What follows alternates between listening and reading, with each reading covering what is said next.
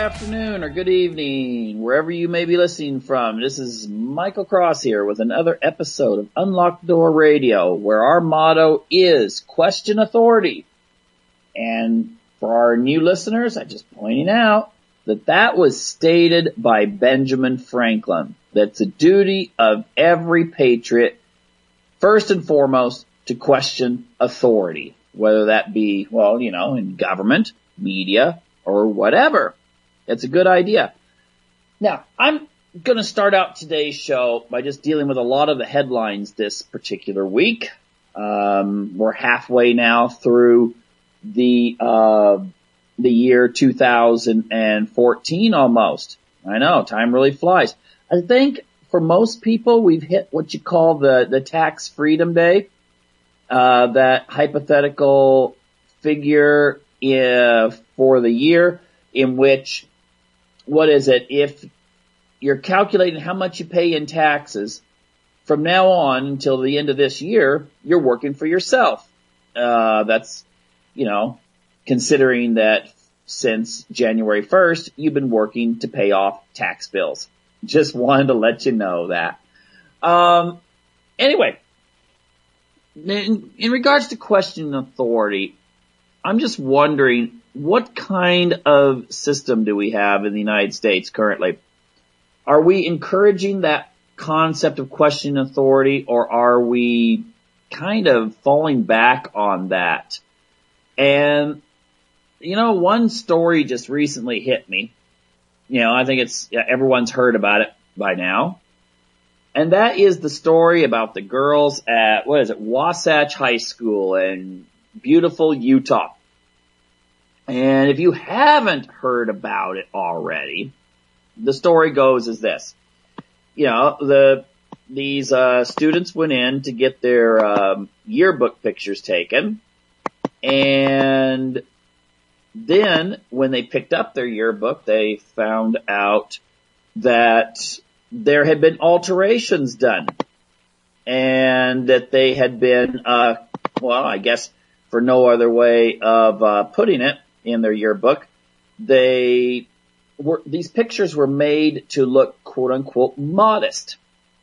Now, I think we all have if we say the word modest, it's sort of that word that, it's kind of a vague term, really. In one culture, modesty could mean one thing. I can go into more detail later. In another culture, it means something different. But these pictures, now, if you haven't seen the pictures, you have to Google Wasatch. Just Google it like it sounds. Wasatch High School yearbook photos. You'll find it. And you might be surprised. The before pictures, the ones that were touched up to add sleeves to shoulders, and to add, get rid of any kind of a tattoo or images or something like that. The pictures before don't look in any way, shape, or form immodest. When you hear the term immodest, you might, of course, everyone has a different definition, but you might be getting these images of a girl coming without a bra and getting a picture taken in which, it's cut down to the very extreme, to where, the person has to keep an upright posture in order not to fall out of their dress. None of those pictures were like that in any sense of the word. Nobody was wearing any necklace that was like extremely controversial or drug oriented or anything. And no one had, a chicken bone through their nose or one of those weird transparent cheek piercings now that some people are wearing, where they cut a hole in the cheek and then they put a plastic thing in to where you can look into their mouth all the time. That's just disgusting. I had to look that up and I found out it was true, and that these kinds of piercing things exist, and it was really shocking. But no one had that. These girls were looking like they were totally conservative, modestly, I'll say that, dressed individuals. but yet, wow, they got it, they got their pictures altered, airbrushed, not airbrushed, Photoshop, that's right. And now that story has hit the news throughout the world. These are the most famous yearbook pictures, I think, in recent years. I mean, it's hit the press, internationally. It's hit, I think, all the networks, and, probably every talk show is dealing with this, and every, what would you call it, blog and so forth. The thing is this, though. I'm just going to throw this out for listeners. Isn't it kind of weird that in one context you have a school telling these girls how they should dress, and if they don't adhere to this certain pattern of dressing, then they're going to get photoshopped? And, whether, I don't know what people got away with, when they were just dressed regularly for school. I have no clue. But isn't it weird that we have people who make a big deal about modesty when it comes to this, but yet our country considers it an act of patriotism to submit to NSA spying, to submit to TSA groping at airports? I mean, would the press, I'm not saying this in defense of the school over there. I think it's ridiculous, okay? And if that was my daughter, I'd be going in there and screaming at the school official, for allowing this to happen. I'd go in there and demand totally new yearbook pictures for all the students, unaltered, unedited, and that would be what I would do. Or I'd be out there protesting it in some way. Fortunately, where my kids go to school, they don't have this problem. However, I will say, how much media attention would have gone into this if one of these girls had been walking through a TSA checkpoint at an airport in the United States and been groped, or had to submit to, pulling their shirts up or anything like this. I mean, everyone's read about the horror stories. I don't have to go through these. I mean, there's some pretty nasty things that have gone on in American airports. I was talking to my brother-in-law a while back. He doesn't live in the United States.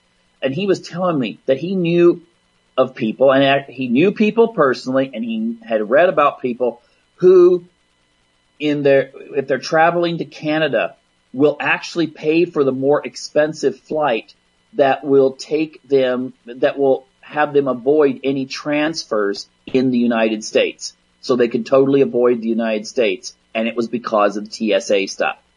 The word's out there. A lot of Europeans look at what goes on and they're like, oh my gosh. And I've talked to some Europeans who've had to go through some TSA stuff.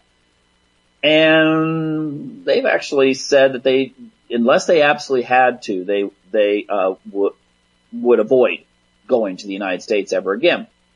Imagine what that does to our tourist industry in the United States. However, think about this.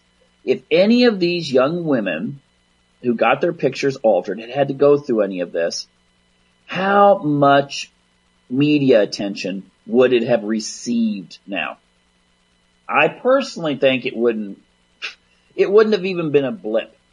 I mean, unless it was in the alternative press. If some girl, high school girl, has to go through what, people have read about that takes place with many people, not all, not even a majority, but many. You just never know when your lucky number comes up when you go through an airport. If that had happened, the only way they would have got any kind of press, I think, is if they had gone maybe to a local newspaper where everyone knows you, and that would have been it, or go to the alternative media. Go talk to somebody who is anyone in that does these kinds of shows here, or some of the internationally known ones. They could have got press time that way. but they would not have received coverage that this story must have hit hundreds of millions of people. It wouldn't have received anything. And that makes me wonder where we really place our priorities when it comes to what we cover in the press. And I think that we're ultimately seeing that there's a lot of big things going on right now. In the last 2 weeks, the last 2 weeks of May 2014, a lot of huge events taking place that if you didn't look at the alternative media, you wouldn't probably even know these things were taking place. Things that can affect people's lives in so many ways. Now, before I leave Utah, I'm just going to say, think about the fact that just outside of Salt Lake, they're finishing up on a several billion-dollar computer facility. And what's its purpose? That's right, to spy on you. Okay, if you don't care about where what the media, if you don't care what the NSA, getting mixed up with all this TSA, NSA, NDAA, all this kind of stuff. If you don't care that the NSA can look at whatever you're doing, see what you're doing, basically be able to pull up a file. They don't look at they keep this on file. It's not like they know it's not like they're looking right at you right now. But if they want to, they can pull up a file and know everywhere you've been on your computer. Have all your files, everything you've sent in phones, and text messages, everything. Right there, right in front of them. And there's nothing you can do about it. And the thing is that, the East German Stasi would have been the ultimate fantasy for those guys. They had the most monitored population in East Germany that's ever existed in history. Until now, the United States has far exceeded any level that could have existed in East Communist Germany. And the thing is, even the alternative press, there were articles about the fact that the government could remotely take pictures of you through your computer, your laptop.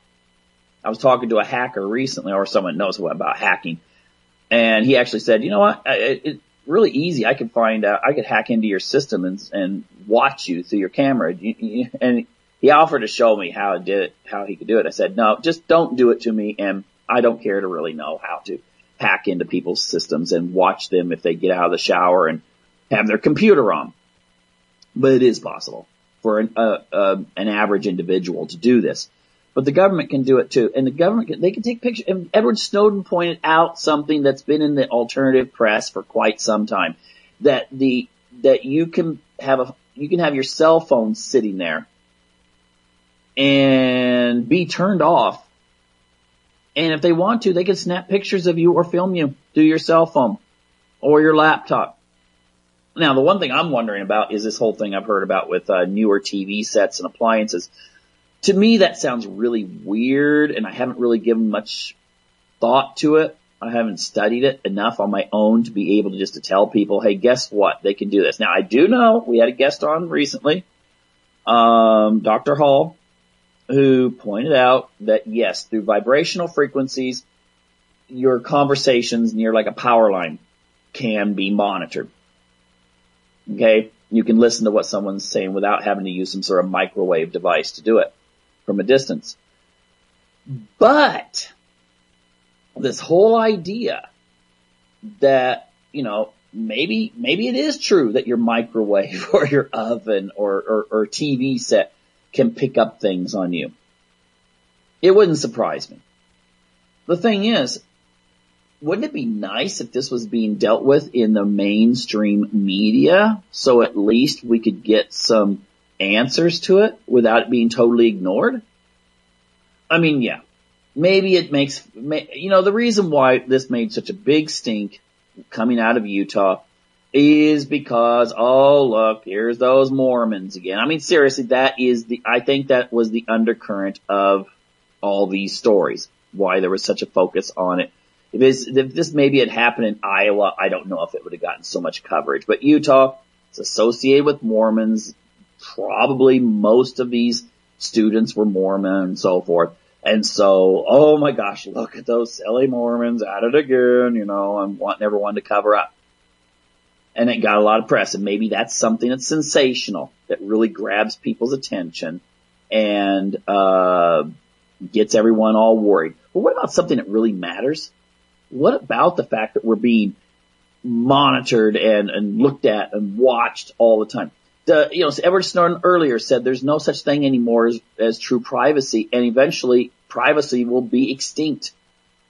Does it really not matter to people that the technology that's out there could conceivably, in less than 10 years, mean that you won't be able to go urinate out in the middle of the Yellowstone Park or something without them knowing it, without them seeing it? I mean, that's where our technology is at. Maybe we already have that. Think about that. Last time you went fishing, had to use the bathroom. Maybe someone got that on film somewhere. The government. Who knows?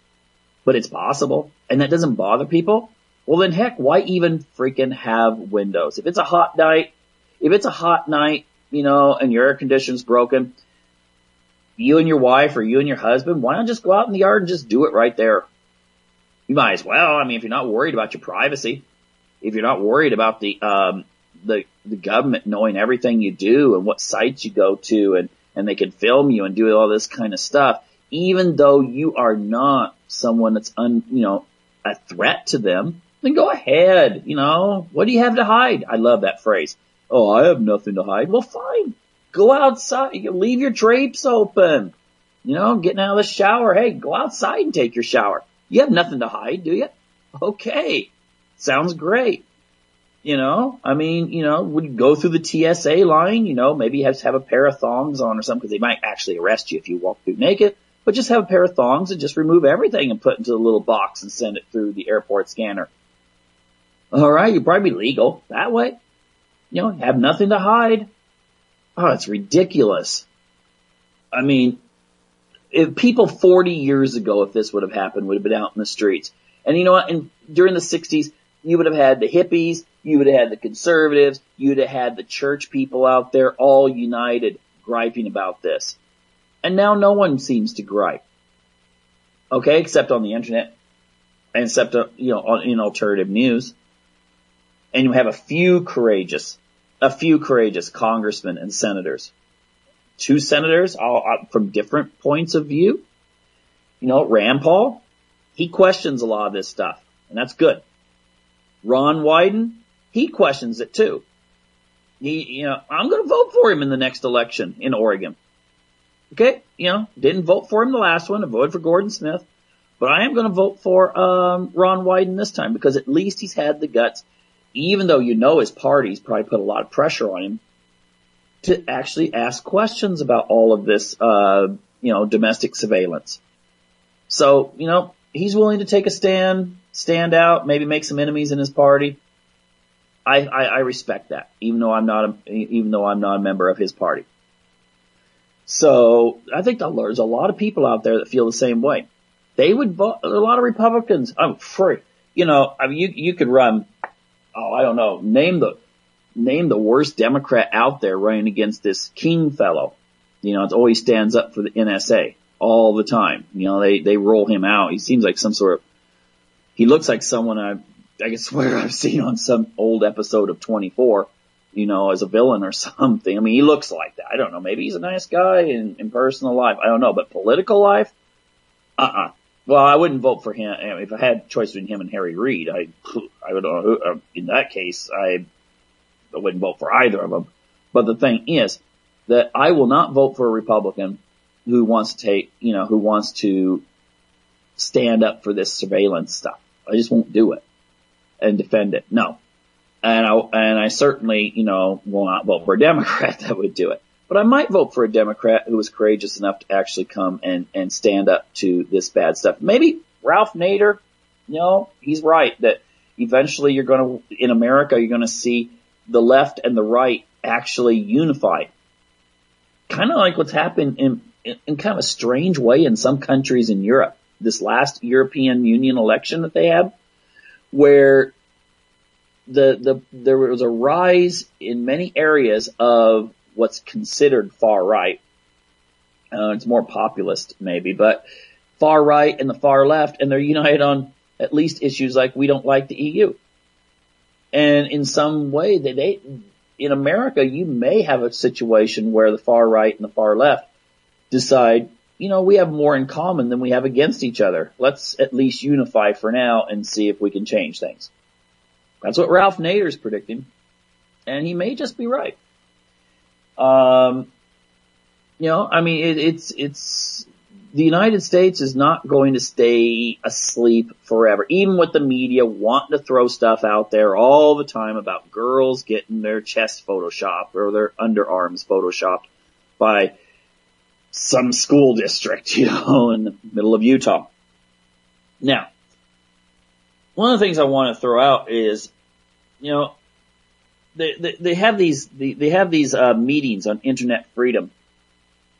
And I just wanted to briefly touch on this. Why, when you have a meeting in Europe, on internet freedom, do you not invite Edward Snowden? That seems weird when government panels set these things up. Is it for press or whatever? But anyway, in regards to Edward Snowden, the press seemed to do everything they could to demonize him. The mainstream press. At least the alphabet press. I don't know if Fox really did too much demonization, but when it comes to the big network press, I always got the impression that they were making it sound negative towards him. And then you get someone like John Kerry get up and say, oh, you gotta man up and come back to America. We'll get you a flight and bring you back over. First of all, I really hate that term man up. I always associate that term with really cheap talk shows, daytime talk shows where they're talking about, I don't know, some guy that's impregnated 16 women and, he's not paying any child support or something for him. I don't know. That's where I get that term from. It just seems so, for a guy that's educated like John Kerry to use that kind of term, trying to pretend like he's, I don't know, trying to connect to the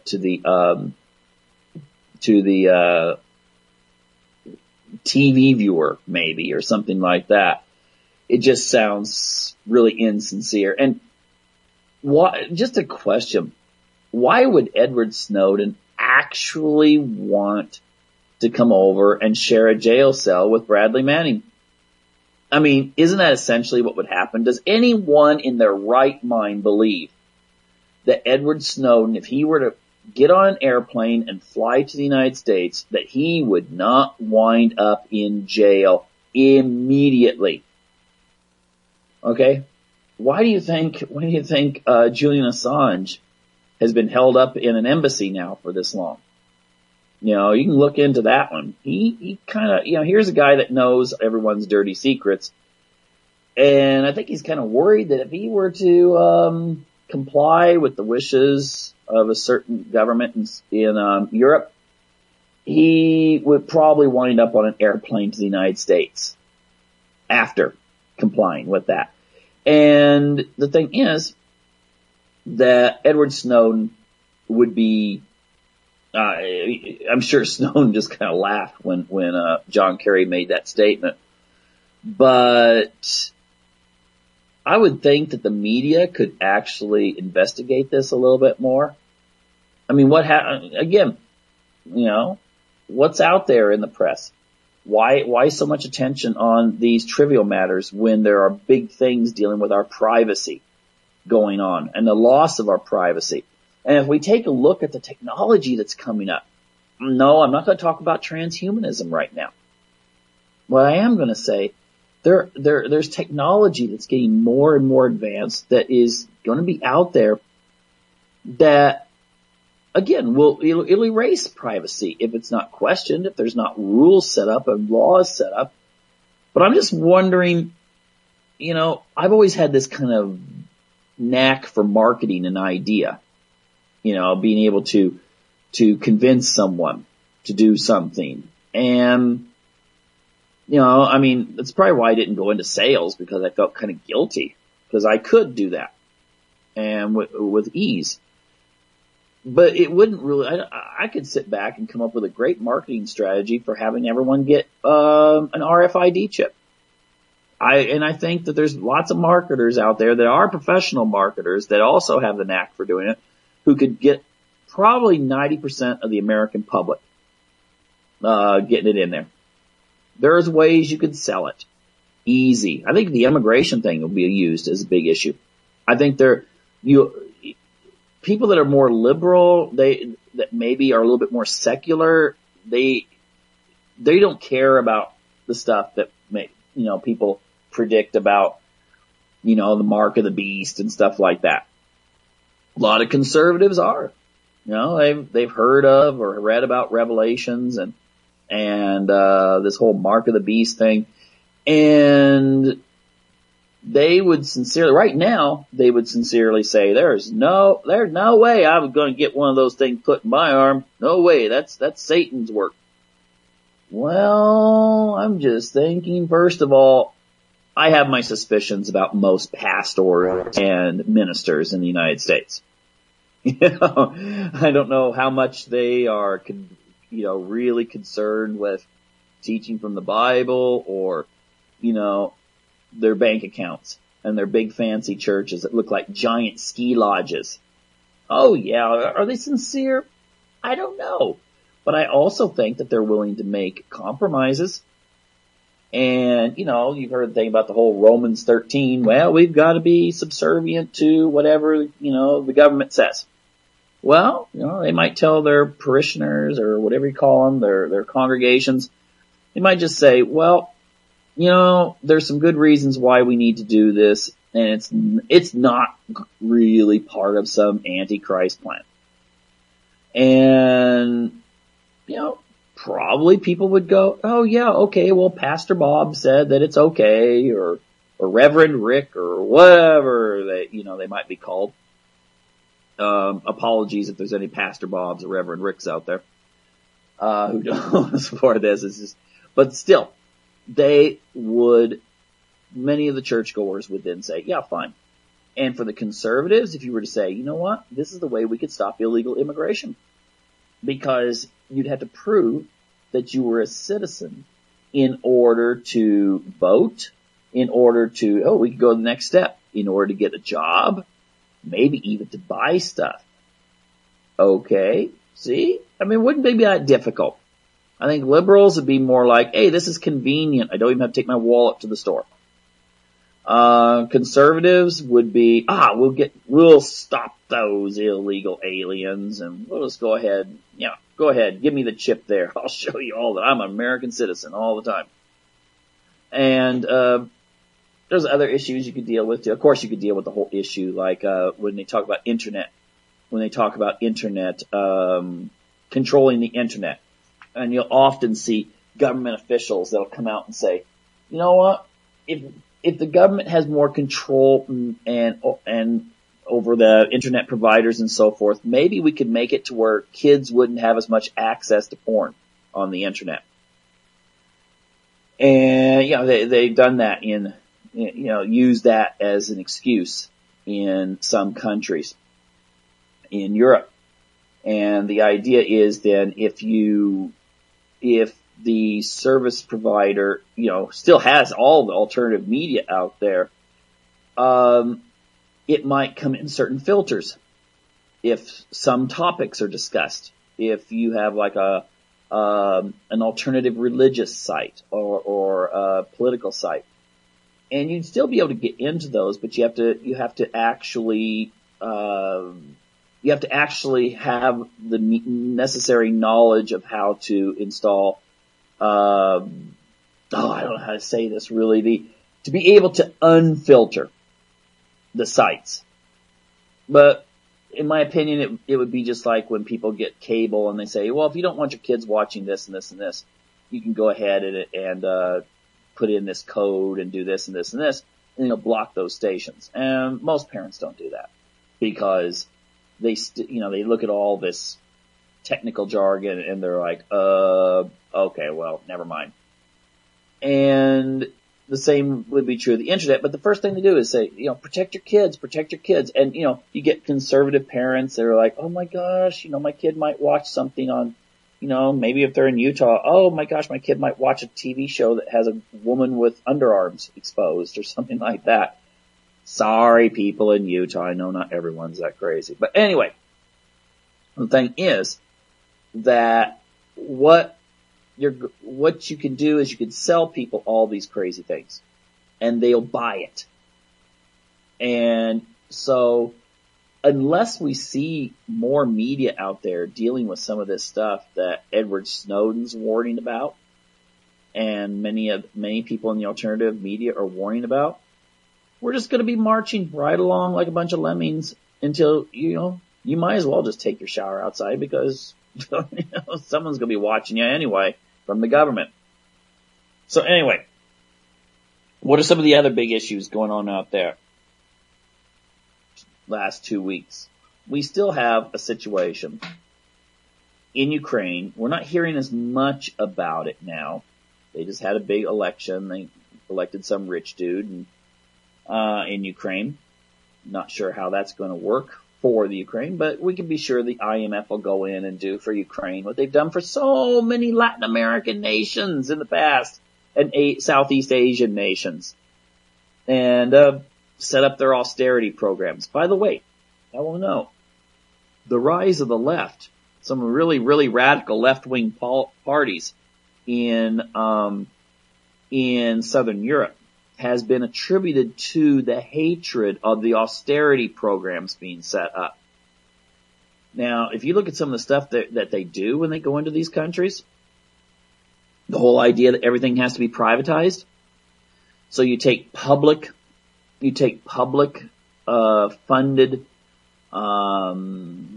funded services like railroads, roads even, electrical systems, things like that were built by the public, taxpayer money. I don't care how people feel about socialism or whatever. It was built with taxpayer money. But then you sell it off. Now, is this stuff going to get sold off to small entrepreneurs? If you enacted austerity in the United States and decided to sell Interstate 5 out west, that connects Oregon and Washington, California, and you were going to sell that, do you think they would just sell it to a bunch of small entrepreneurs that wanted to use it and maybe set up toll roads? Yeah, I know, it doesn't sound very nice, does it? You're paying for something you already built with your tax money, but that's what privatization often entails in many of these countries. No, it would actually be sold to giant transnational corporations who would then run it for a profit and be charging you to use something that you already paid for.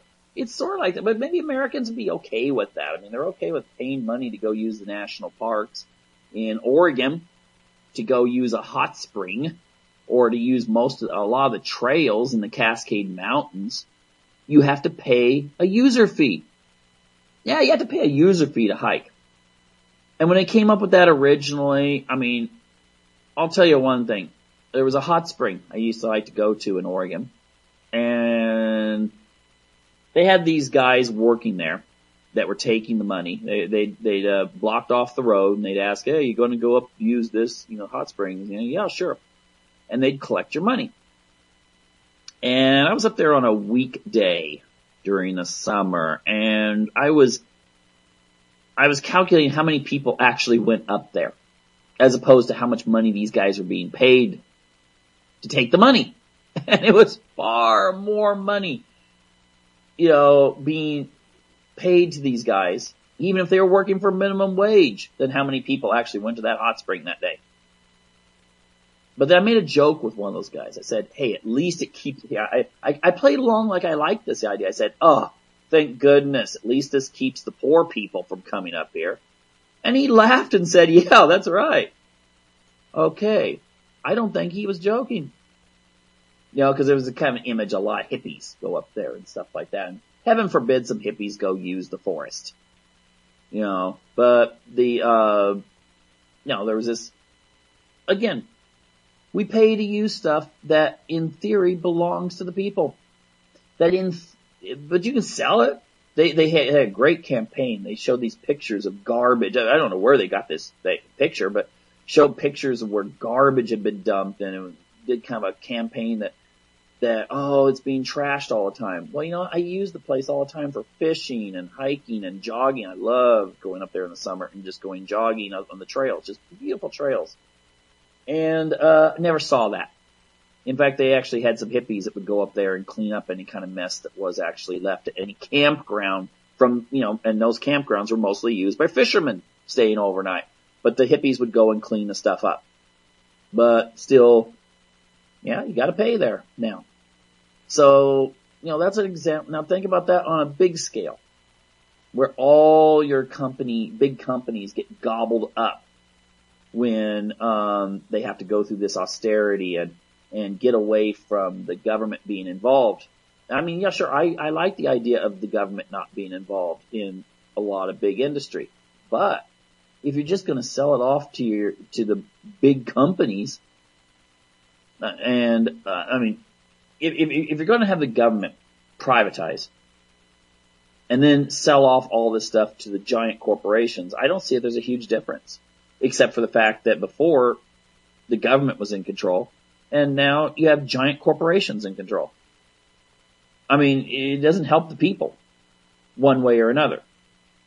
And I mean, they can put out some sort of PR campaign like they did, you know, with the springs I used to go to, and say that, well, yeah, but now we can use some of this money to maintain the trails and do this and this and this, when there was people doing it already for free. Because that's what people do often. You know, if they care about something, they actually will take care of it. But no.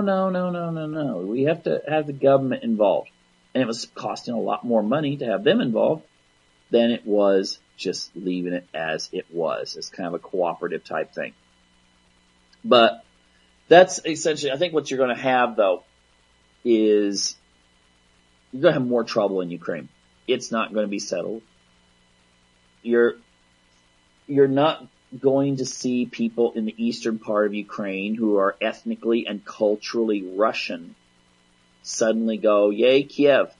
Especially when those are the areas that are wealthier. The western part of Ukraine are a bunch of farmers. And if there is any industry, if there is any mining there, it's not something that brings a lot of money in. Eastern Ukraine, that's more connected to Russia, is where the money is generated. That's where the Russians are. That's where the connections to Russia is. And all you're going to have right now is Kiev's just going to start firing people and replacing them with, you know, if there's any police chief that's sympathetic whatsoever with the Russian people who might be questioning what's going on, they'll just replace those guys with people Kiev chooses. And really, I think what you're going to see is a real effort to try to drive those people out. They'll just be told, this is Ukraine, move to Russia. You'll have ethnic cleansing. If that was taking place with other ethnic groups, there'd be a huge deal, big stink about it. You don't hear about it in the American press. This idea that there's a lot of these people that want to kick out anyone who's not a pure Ukrainian. Ironic, since Ukrainians and Russians are the same genetically. They're just culturally different. But you won't see too much because it's okay to say the Russians are evil in the American press. And with much of the press in Western Europe. It's okay. And if there's any kind of persecution, they deserve it, right? That's the way that it's seen in the press. Now, the other thing I want to bring up, though, that might be something that's going to come back and have some really major implications in the very near future for America, is this whole big venture between China and Russia. It's just selling energy. No big deal. No one wants to really care about trade agreements and stuff like that. No. Exposed shoulders are more important to the public. Well, let me say this. If China and Russia get really serious, because it's now being talked about, that they stop using the dollar in order to trade in energy resources. The whole petrodollar concept and how it connects to the dollar being the world reserve currency. Now, again, most Americans have never heard of this. Okay, they have no clue whatsoever. And that's sad, really.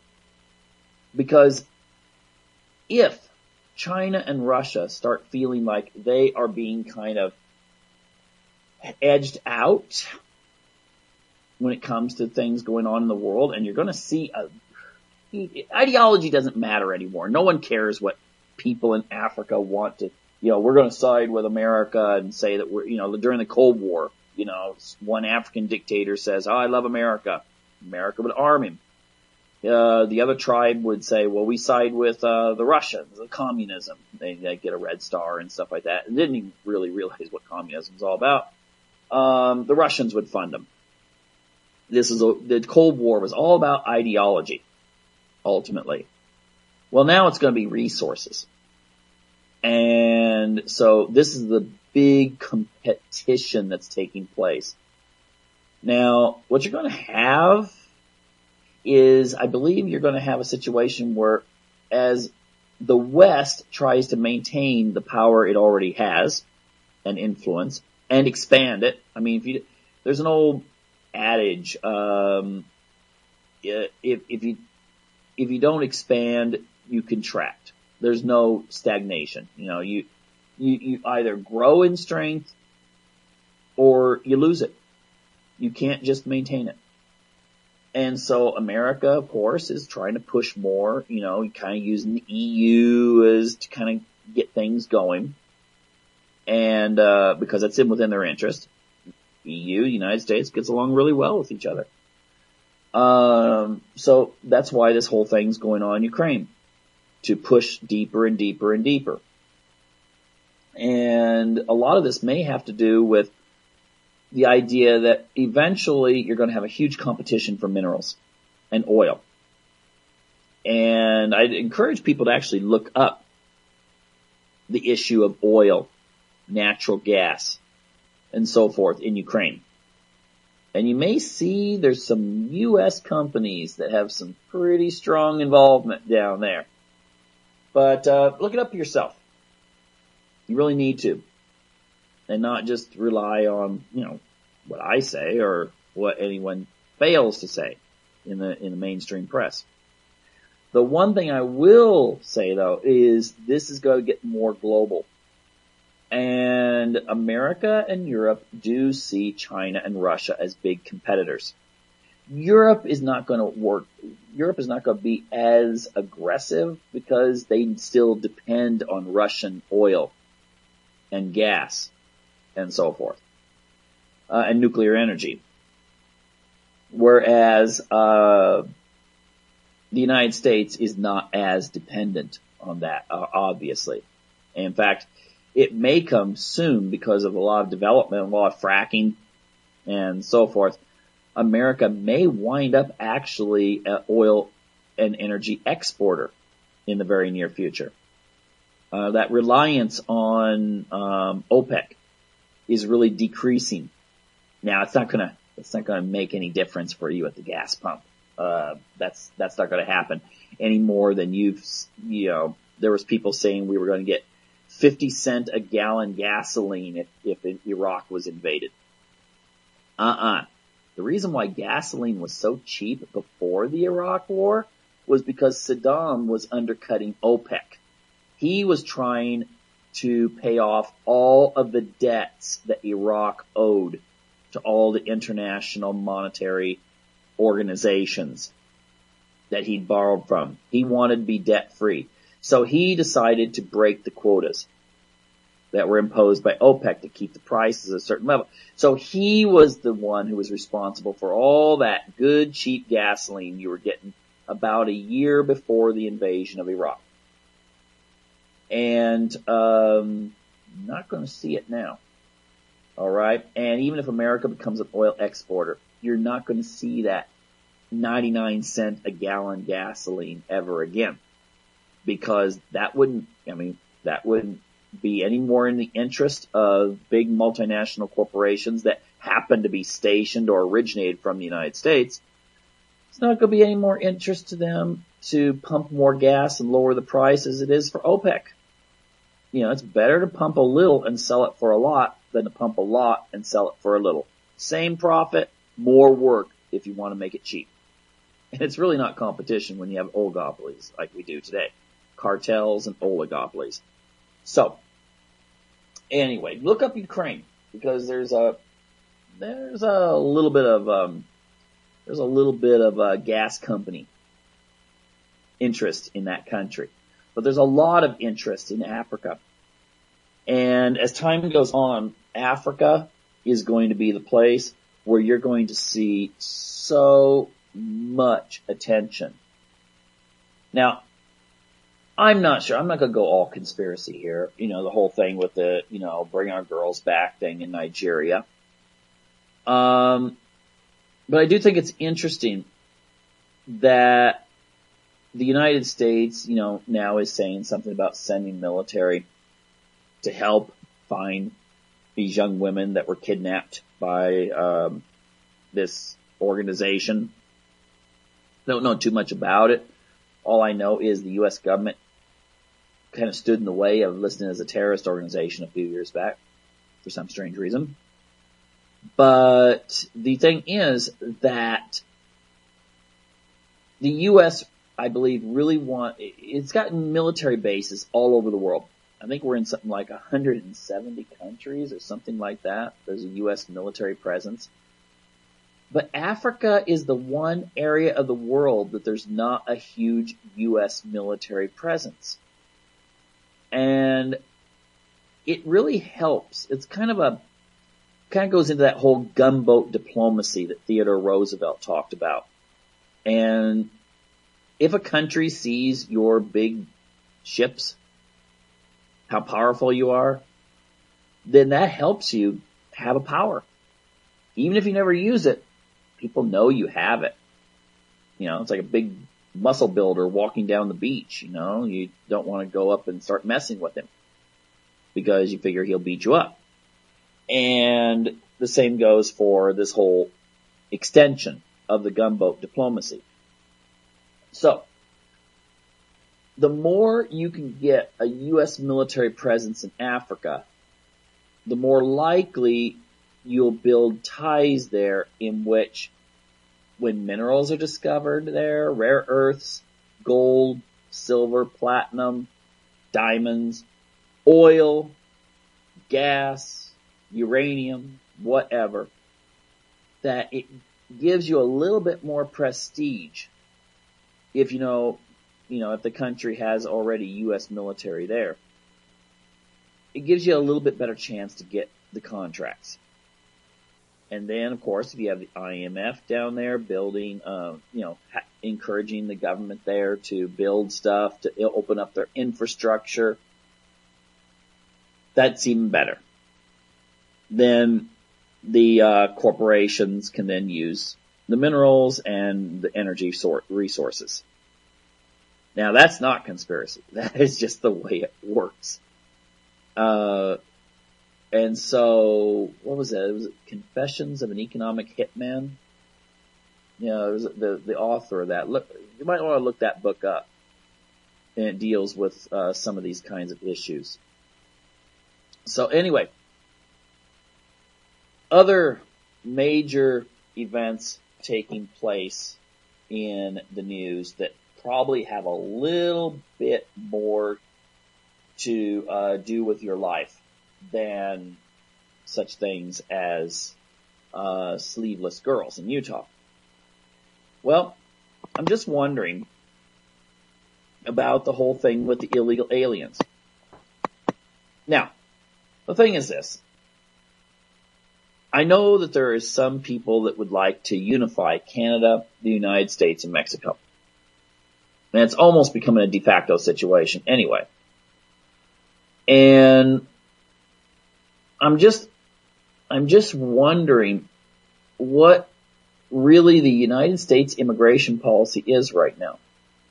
I mean, maybe this is something that should be getting a lot more press. It's going to have to be dealt with in some way because it's an issue. I think it may wind up being one of the big issues in the next election, if not the greatest issue in the next election. Now, I think what's happening is the Democrats realize that most of these people will vote Democratic, whereas maybe some of the richer Republicans feel that this means more cheaper labor. It allows you to have less labor costs when you have a lot more people than you do jobs available. The truth of the matter is, if you take a look at demographics, the birth rate in the United States is really low. The birth rate in Canada, I believe, is even lower. The birth rate in Mexico is much lower than it used to be.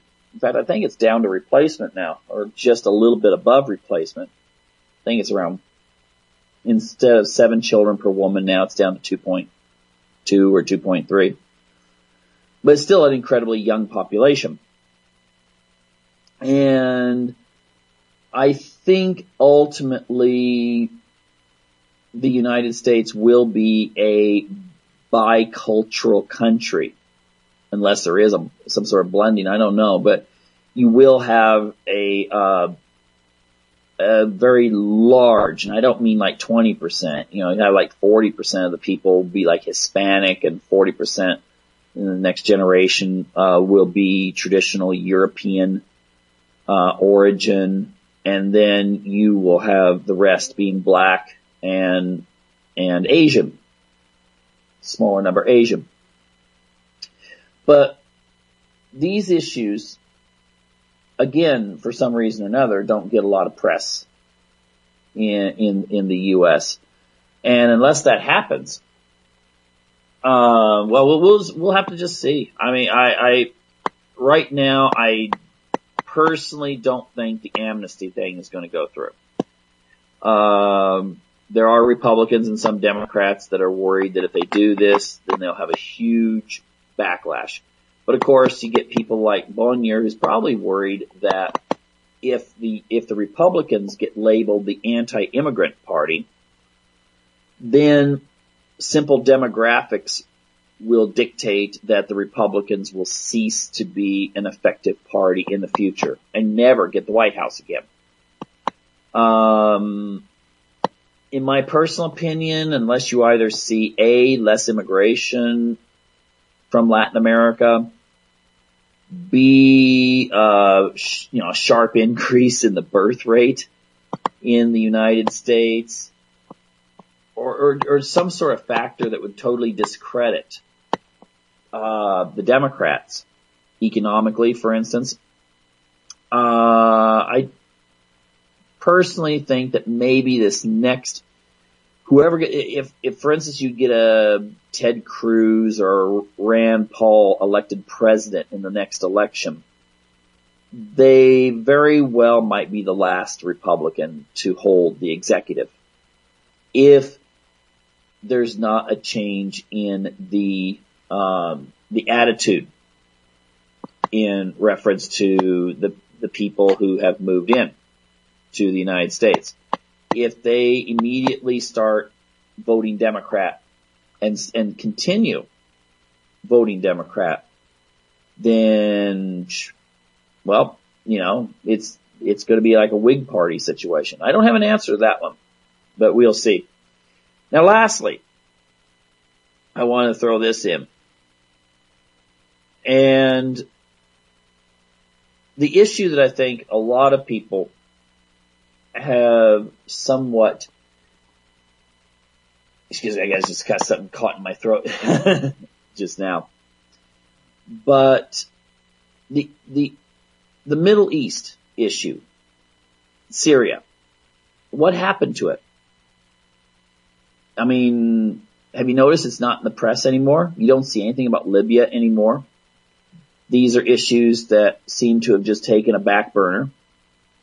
I just want to point out that if you look up what's going on, you'll find that the Libya has turned into somewhat of a Hobbesian nightmare. You know, Hobbes, the guy that said that civilization is just barely there and you need the Leviathan, the strength to keep it. But the thing is that the Libya is sort of fallen into a situation in which it's chaos. You've got tribes fighting tribes. You've got the government trying to establish itself as a legitimate government. And it's really not working out so well. A lot of people dying there every day. Many more people dying there than were dying under Gaddafi, who was essentially asset of the United States government until he started talking about putting Africa on a gold standard, using his influence to do that. Syria, Assad has been winning, consolidating, pushing the so-called rebels back. And I'm not sure exactly how the West is going to respond to that. I personally think you may have a situation in which something flares up, something's done to kind of destabilize things again, and then you wind up with calls to go in and save the day. You know, just think, less than a year ago we were talking about bombing the place with cruise missiles. And now that has just been kind of forgotten about. No, it's not forgotten. There's still a war going on.